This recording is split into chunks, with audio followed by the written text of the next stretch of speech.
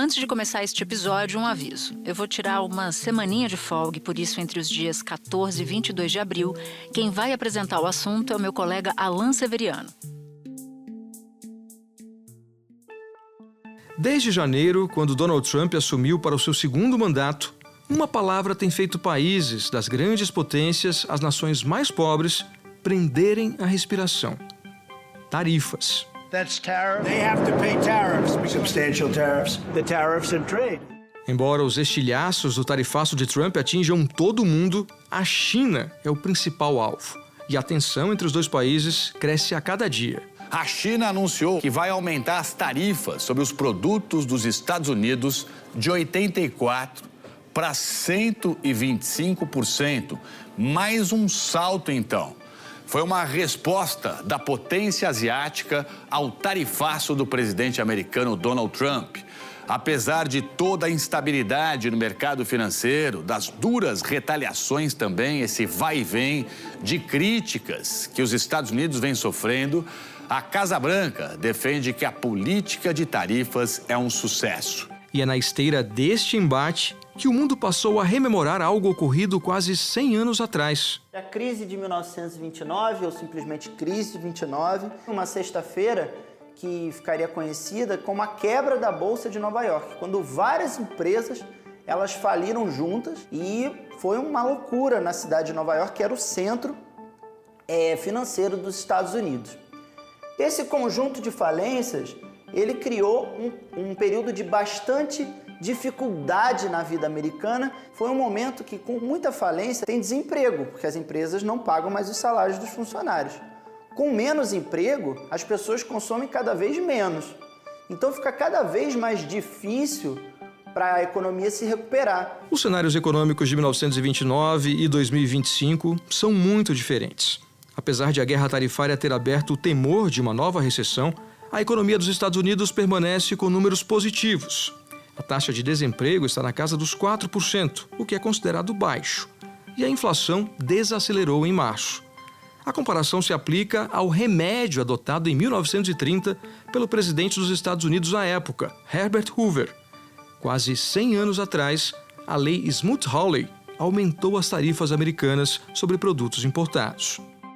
Uma lei que não era unanimidade e resultou em retaliações, queda nas exportações dos Estados Unidos e agravou a situação do país à época, com reflexos mundo afora, em uma onda de protecionismo comercial e de nacionalismo.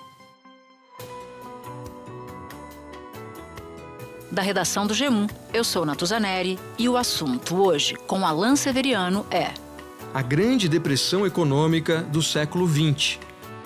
O que a política tarifária da década de 1930 tem a nos ensinar para que o mundo não viva uma nova recessão? Neste episódio, eu converso com Simão Davi Silber, doutor em economia pela Universidade de Yale e professor da USP. Ele também é presidente do Conselho Curador da FIPE, a Fundação de Pesquisas Econômicas. Segunda-feira, 14 de abril.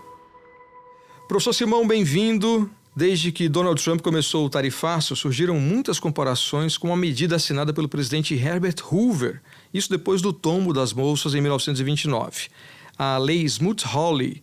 Antes de entrar na medida em si, professor, eu queria pedir para o senhor nos explicar aquele contexto dos anos 1920, como estava a economia americana e quão aberta ela era na época. Desde o século XIX, a economia dos Estados Unidos, desde 1870, por aí, a economia dos Estados Unidos já tinha passado na frente da economia inglesa e estava começando o período de dominação dos Estados Unidos como a principal economia do mundo e a principal potência política também.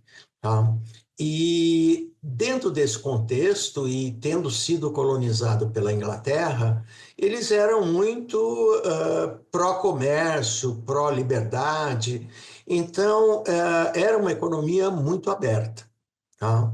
A economia dos Estados Unidos, praticamente você não tinha impostos de importação, e dado o gigantismo e a importância da economia americana, estava iniciando um período que dura até os anos 80, tá? Então, são 110 anos que ficou conhecido pelos historiadores como Pax Americana, tá? O período de grande dominação dos Estados Unidos no mundo. Era a principal economia do mundo e, em função disso, todo o comércio mundial gravitava em torno dos Estados Unidos, Alan. Era um período de muito otimismo, então, na economia americana.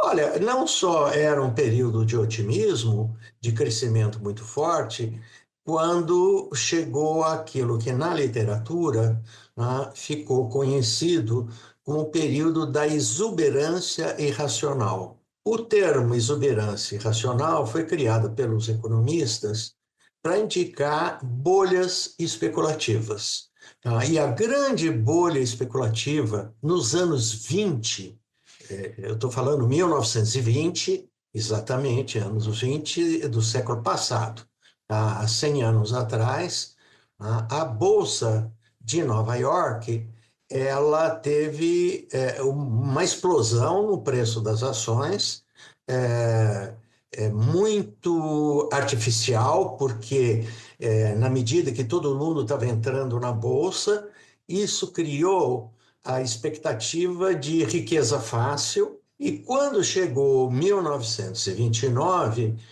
tem a reversão desse processo, e o grande tombo da Bolsa de Nova York, uma coisa trágica. Esse período foi conhecido como o grande crash da Bolsa Americana, que desencadeou a Grande Depressão. Perda de empregos, falências de empresas, perda da economia. As ações das empresas de siderurgia começaram a cair. Como as empresas perderam produção, perderam valor, diminuiu a arrecadação de impostos. Como diminuiu a arrecadação de impostos, o governo resolveu cortar gastos para você ter um equilíbrio das contas. Então é um contexto de superprodução que vai fazer com que empresas entrem em falência, né, vão fechando as portas, o sistema bancário vai à bancarrota. É assim, digamos, é o estouro da boiada, e a partir daí a situação piora muito. Então, quando cai a Bolsa de Nova York, tem uma perda de renda muito grande, né? Vai a ter uma queda de demanda muito forte entre 1929 e 1930, uma recessão profunda, o PIB dos Estados Unidos caiu uma enormidade, 25%, a taxa de desemprego nos Estados Unidos foi de 25%, e o que os lobbies protecionistas, os agricultores, o setor industrial, o próprio Congresso embarcou na mesma história, e o nome da lei protecionista é de 2 senadores, vão pedir ao Congresso que proteja-os da concorrência externa. Aí vem a lei Smoot-Hawley. Aquela que ficou conhecida como Lei Smoot-Hawley, vindo dos 2 nomes de um senador e um deputado que assinavam essa lei, e consolidou de vez, em 1930, o protecionismo dos Estados Unidos. Nesse período também os Estados Unidos receberam uma onda de retaliações, alguma semelhança com hoje, e o comércio global, vejam vocês, caiu impressionantes 66% entre 1929 e 1934. A primeira consequência é que a primeira economia do mundo entrou em parafuso. Teve uma quebradeira de banco fantástica, porque as pessoas, para comprarem ações e não tinham dinheiro, eles iam no banco e faziam empréstimo lá, tá? E com esse dinheiro eles compravam ações na expectativa de que o preço da ação ia subir tanto no futuro que você pagaria a tua dívida e ficaria rico. O que aconteceu? Aproximadamente 5 mil bancos quebraram nos Estados Unidos porque os seus clientes que pegaram dinheiro emprestado faliram. Houve um excesso de oferta, professor, naquela época? Excesso de oferta? Não. Houve queda de demanda. Óbvio que a produção estava se expandindo, tá? Os Estados Unidos estavam crescendo a uma taxa muito elevada, tá? Mas o que aconteceu foi queda de demanda por aquilo que a gente chama na literatura, em função de um economista inglês de sobrenome Pigou, as pessoas se sentiram ricas. Quando você se sente rico, você não quer guardar o dinheiro. Você diz, pô, eu tenho tanto dinheiro, para que eu vou guardar? né?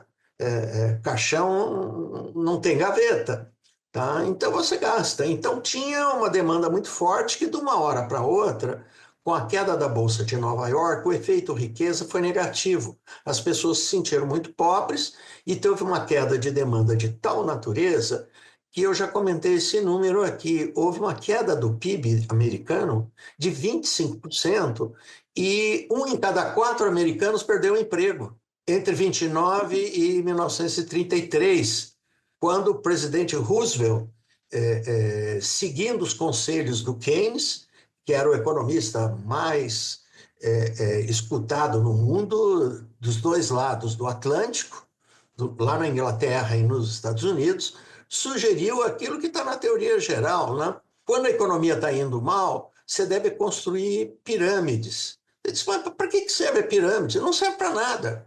Mas você gera emprego, gera salário e as pessoas gastam e recuperam a economia.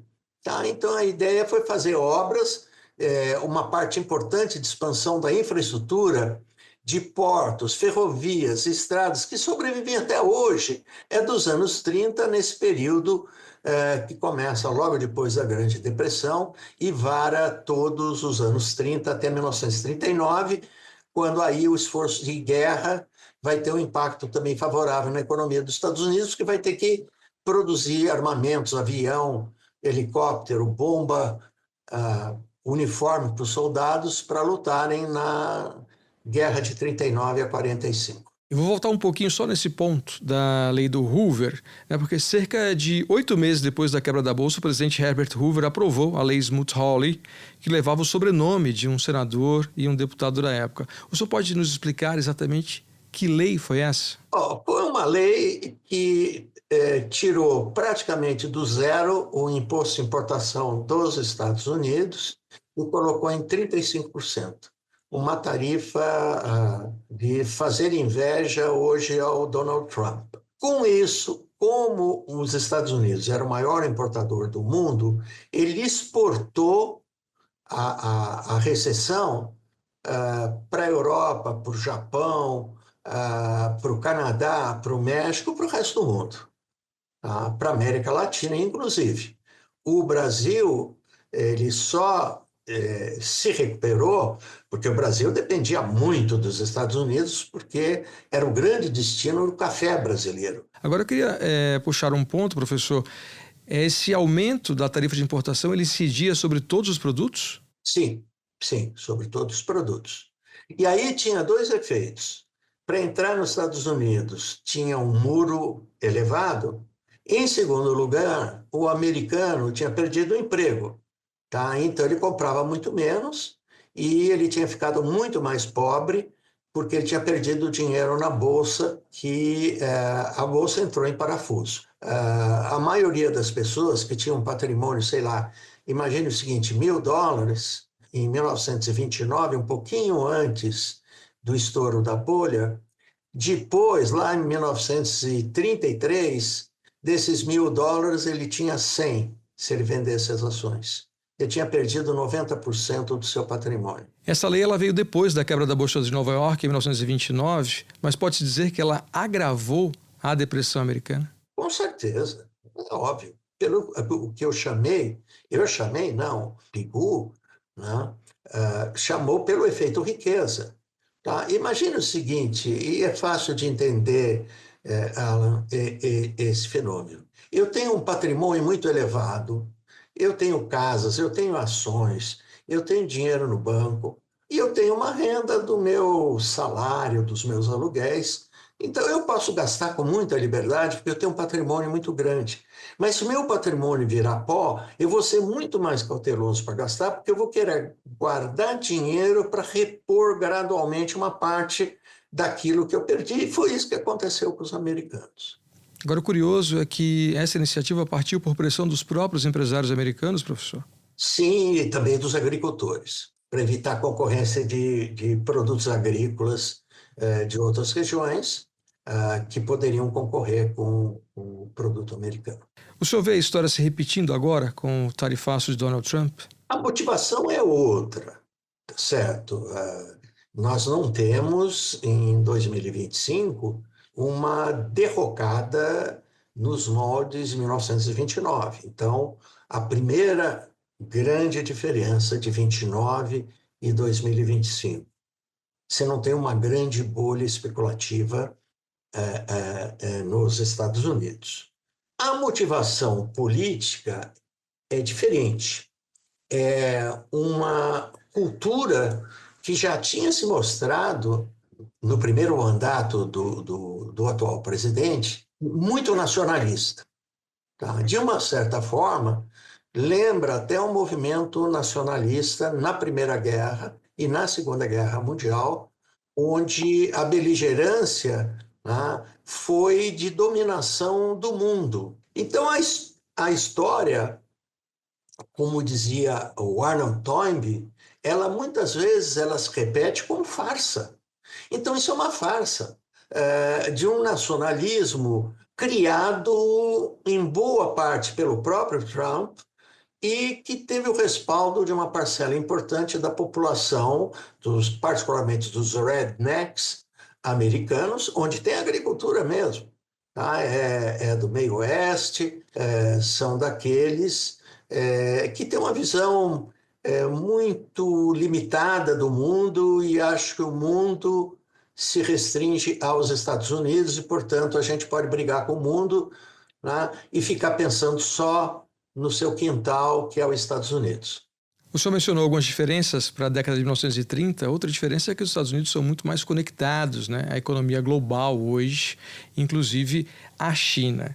Então, as consequências agora elas seriam muito mais danosas do que durante a Grande Depressão do século passado? Eu diria que não, porque em 1929 teve um fenômeno que não está ocorrendo aqui, que é estouro de bolha especulativa que derrubou o PIB dos Estados Unidos em 25%. Então, o PIB dos Estados Unidos pode cair, sim, 2%. Então, não vai ser 25%. Então, aqui tem uma gradação muito, muito diferente. Agora, sem dúvida alguma, o que está ocorrendo nos Estados Unidos nesse instante é que quem depende de produto importado teve uma piora do seu padrão de vida fantástico. A economia dos Estados Unidos é uma economia de serviços. Na medida que você tributa a importação de alimentos, esse segmento vai ter uma perda de renda real muito significativa. Então, a inflação vai aumentar, tá certo? O nível de atividade econômica vai cair. O Banco Central dos Estados Unidos vai trabalhar com juros mais altos ainda e a economia dos Estados Unidos vai para uma recessão. Não vai para uma depressão como 1929. Só que lá era diferente. Lá tinha uma bolha especulativa monumental no mercado acionário em Wall Street. Espera um pouquinho que eu já volto para continuar a minha conversa com o economista Simão Davi Silber.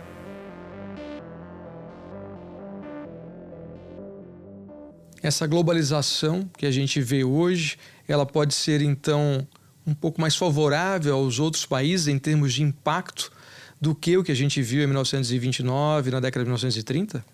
Seria menor o impacto, mas ele não seria desprezível, porque como o americano é muito gastão, significa o seguinte, que ele guarda pouco dinheiro e ele é um grande consumista. Então, o país do consumismo é os Estados Unidos.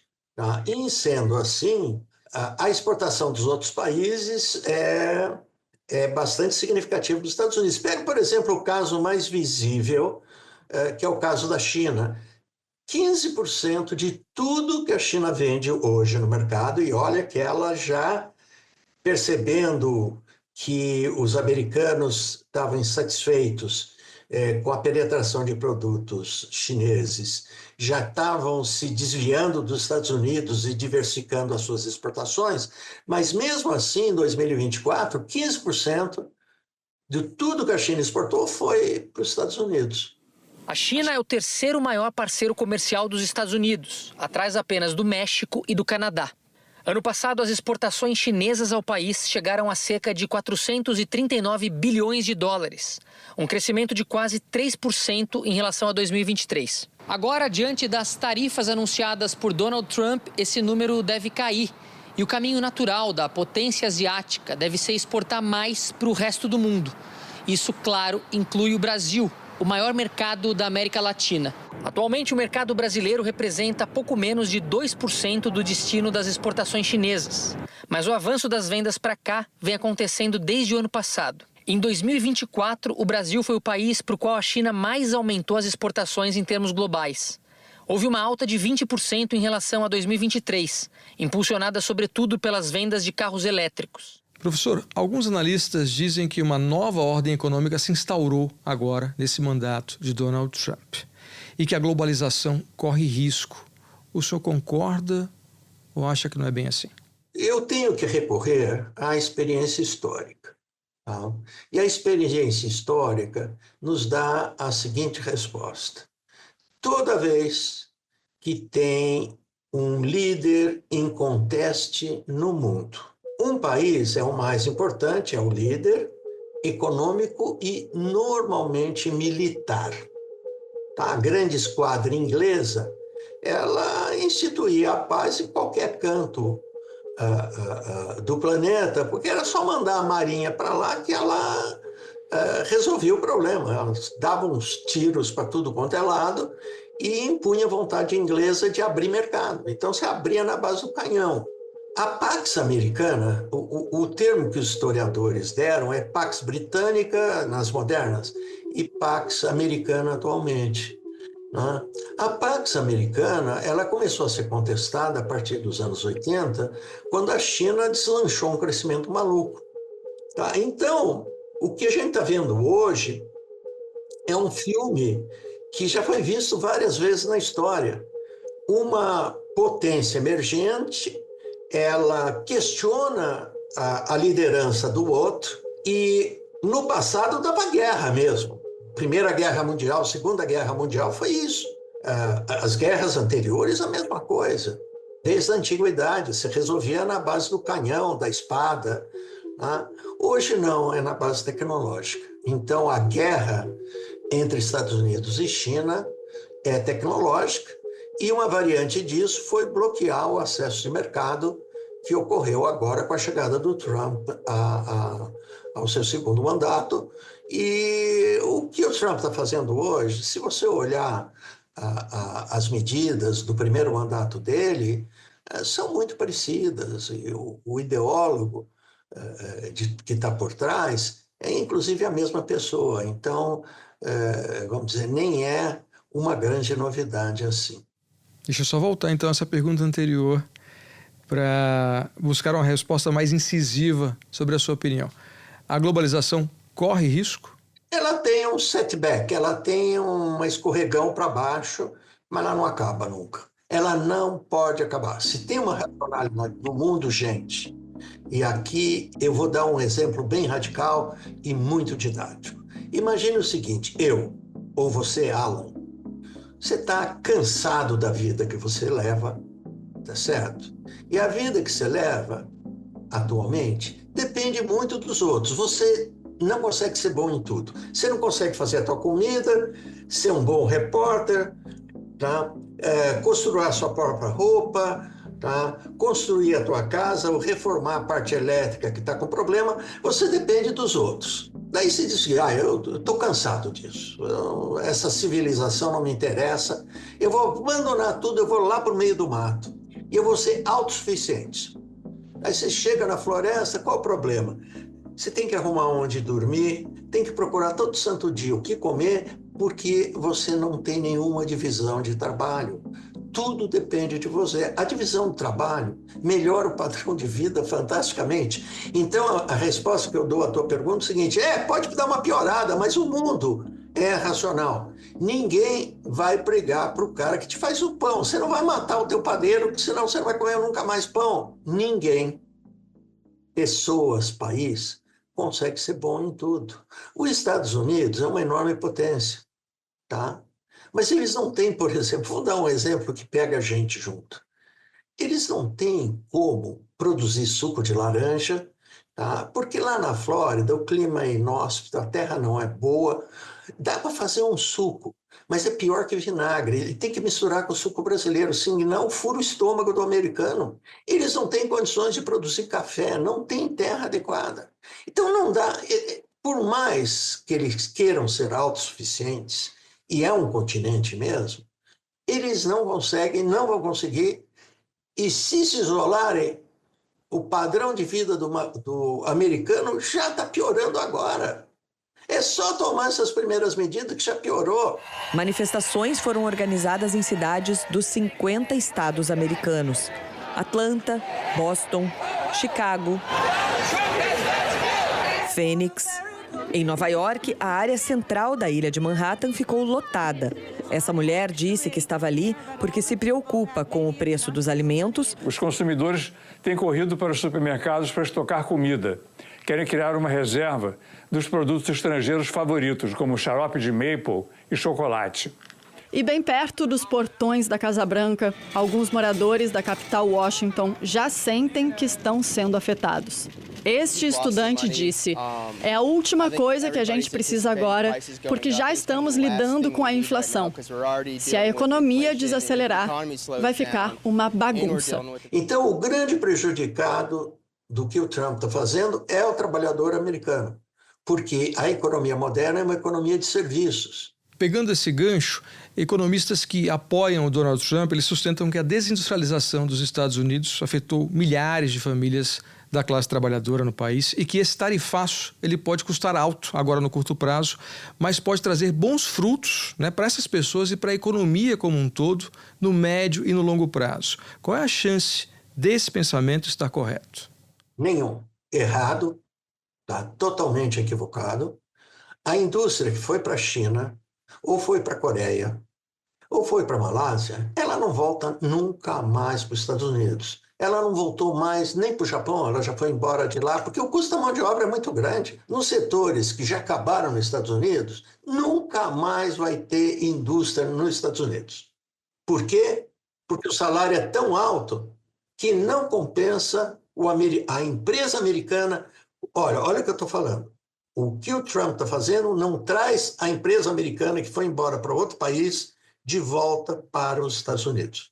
Professor, para amarrar a nossa conversa aqui, a crise do final da década de 1920 e início da década de 1930, ela só foi superada com muito investimento público em obras, retomada do emprego e também com afrouxamento das tarifas sobre importações. Para a gente terminar a nossa conversa, que lições o senhor acha que a crise nos deixou e que erros não podem ser repetidos agora?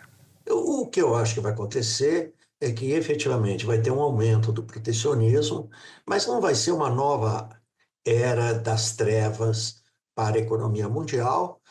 O próprio presidente americano ele já está dizendo o seguinte: como os outros estão reagindo,